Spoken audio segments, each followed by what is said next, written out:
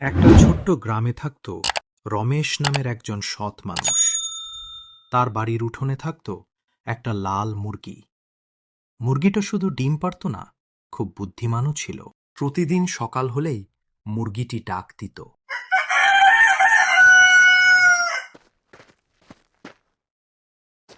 তুই না থাকলে তো আমার সকালই শুরু হতো না। একদিন গ্রামে চোর ঢুকল।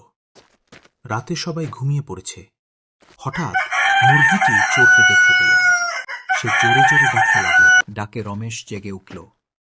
সে টর্চ হাতে বাইরে বেরিয়ে চোরকে গ্রামের লোকজন এসে চোরকে ধরে ফেলল। পরদিন সবাই বলল, এই মুরগিটা তো গ্রামের রক্ষক। পরদিন সবাই বলল, এই মুরগিটা তো গ্রামের রক্ষক। রমেশ মুরগিটাকে আদর করে বলল, তুই শুধু মুরগি না, তুই আমার বন্ধু। সেই দিন থেকে রমেশ মুরগিটাকে কখনো কষ্ট দেয়নি। আর মুরগিটাও রমেশের বাড়ি পাহারা দিত। ছোট হলেও বুদ্ধি আর সততা থাকলে বড় কাজ করা যায়। মানুষ আর প্রাণীর বন্ধুত্ব খুব মূল্যবান।